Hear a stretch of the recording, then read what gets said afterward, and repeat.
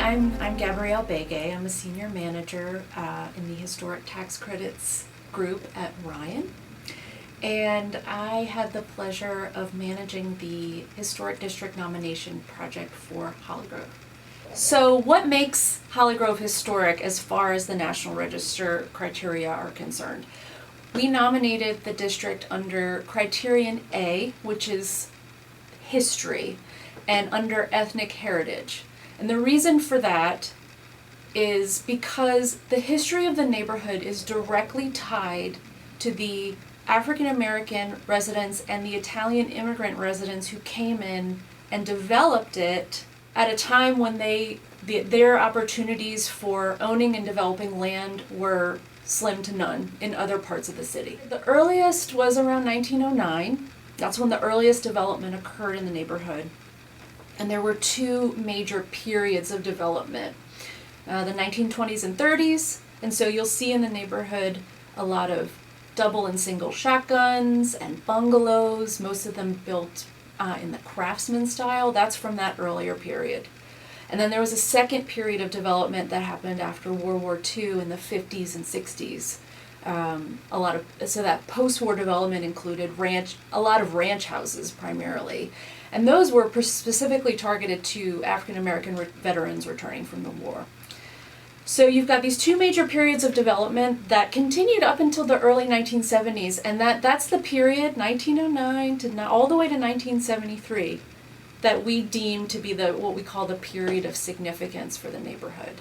So a lot happened during that time, and one of the highlights of this project for us was talking to a lot of members of the community who have such a deep-rooted history in the neighborhood. Their grandparents and even great-grandparents were those who came in the earlier days and established their families as part of this community, and they're still there. My name is Earl Williams. I was born and raised in Holly Grove, still live here. My name is Helen Eileen Irons Rogers. I'm 84 years old, coming February the 25th. Alvin Luther Irons. Octavia Elmer Irons. Ruth Elmer Gardner Kennedy. Name is Charles Benjamin Irons. I'm 88 years old, born December 29, 1934. Willie Irons, 90 years old. The name of Holly Grove, it wasn't called Holly Grove. It was called, where we live, it was Carrollton. Holly Grove was across the track. But we lived in Carrollton, and they just merged everything together and became called Holly Grove all over, across the airline and on the side, we were on the other side of the airline. No, it wasn't always called Holly Grove. Just the spot we lived at was Holly Grove. But the thing across the airline highway was really Holly Grove. But then when the different people came into office, they put it all in one. They called everything Holly Grove back then. Even Great Town and Princeton Town was called Holly Grove now. But the real Holly Grove was over across the track between Pontchartrain Boulevard and New Orleans Country Club. A lot of New Orleans neighborhoods are already listed in the National Register, and Holly Grove was not. It clearly has a lot of important history and deserved to be nominated and listed, so it was really an honor for us to get to work on this. So in collaboration with the Irons and Daylott family, as well as input from community members, we determined that the boundaries of the district should be South Claiborne to the south, Monticello Avenue to the west, and the canal, not the canal, but the parish line, and then the canal to the north and Airline, and then South Carrollton to the east. That included about 1,700 buildings. So about 77% of the neighborhood's buildings are contributing to the district. That's a really great percentage, especially considering the loss that occurred following Hurricane Katrina. It's still very much an intact historic neighborhood. That wonderful sense of community that makes New Orleans in general such a wonderful and unique place to live. Growing up in Holly Grove, because when we was back in Holly Grove, they had nothing. It was just like all the houses that's in Holly Grove right now wasn't there when I was growing up. You could name a few houses. The Washington House, Mr. Ridley House, Mr. Tilton had a house, and Miss Spears. And old people, Miss Nelson and Reverend Smith, Judge K. Smith, he had a house there. Mr. Anderson, he had a house. And right next door to us was the Italian people, they had their house. Miss Lily Kingsley and Miss Geiter and all those folks, they had houses.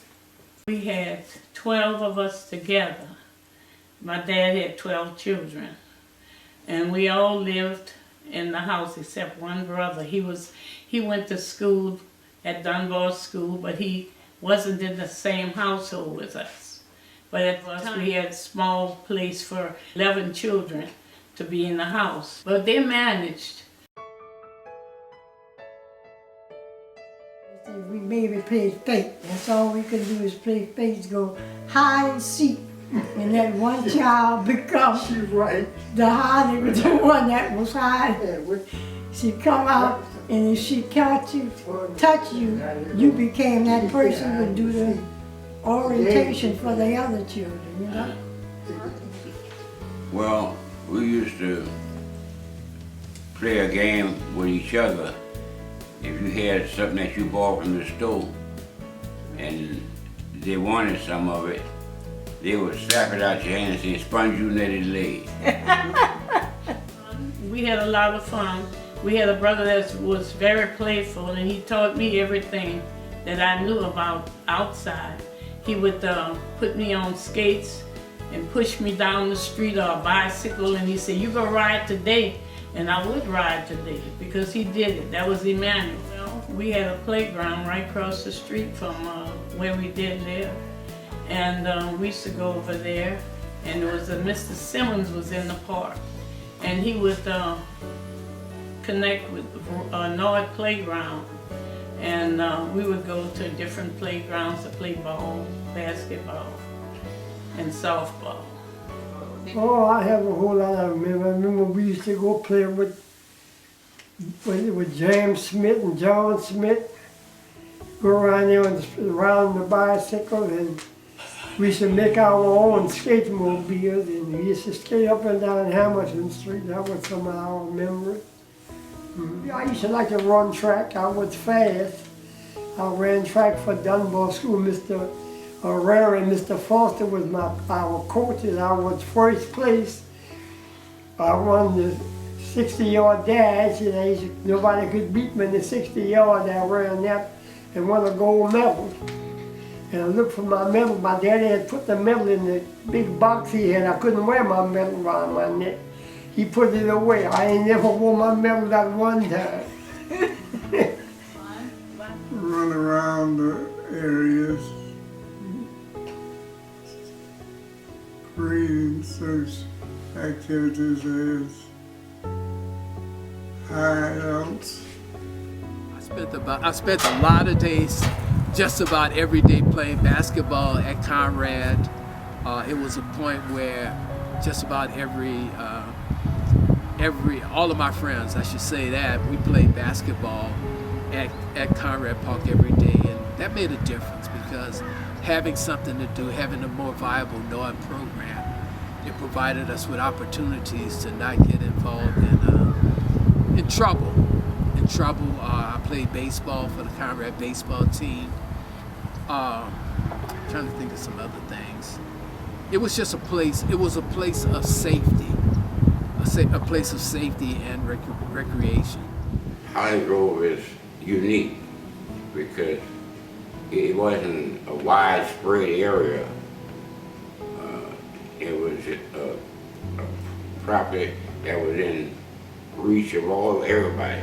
And so we had no problems sharing our experiences with our friends and neighbors. All the neighbors, they got along with each other. You know, we had no problem with the neighbors getting along. And Johnny Irons, my daddy, he used to raise the garden over there on Hamilton Street. And he raised all kind of stuff, pumpkins and sweet potatoes, okras and corn. Anybody wanted some could go in there and get some. It was open house. But you didn't go there and take all of it. You took just what they needed during that time. We go visit, we had relatives all in the neighborhood, Aunt Mary, Aunt Maureen, and sister, my aunt. And we'd go from house to house, Uncle George, and visit them, you know. And we just made our rounds. We had a lot of fun coming up because we didn't have the things that, you know, maybe some children had in the neighborhood. The Italian had a train, and we'd go stand up there and watch the train. The little guy would be running on this porch, and we'd watch him run the train, you know, a Lionel train.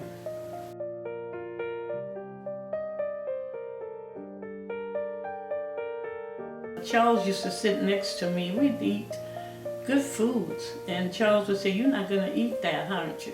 I said, "No, I'm not gonna eat it." He used to put his plate down, he'd scrape the food in there. Dad, he was a preacher. He had a church, and we'd go to the church where lamps were. They had lamps in the house, kerosene lamps in the church.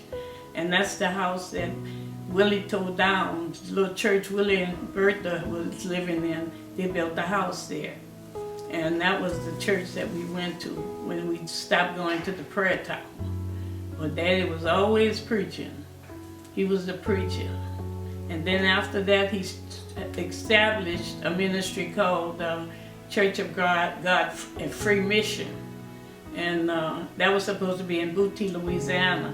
But they had the grounds for it, but the building never came up. My grandfather, he had cows and then he had a dairy. He had a small dairy.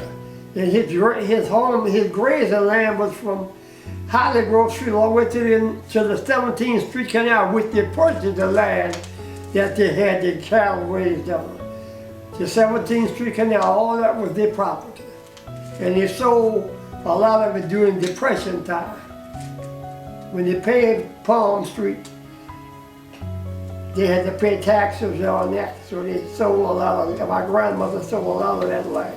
That is such a testament to the strength and resilience of the neighborhood, and also that wonderful sense of community that makes New Orleans in general such a wonderful and unique place to live. We're really excited for this to finally happen. It's been a long time coming, and Holly Grove it will finally get the recognition officially that it deserves as a historic place.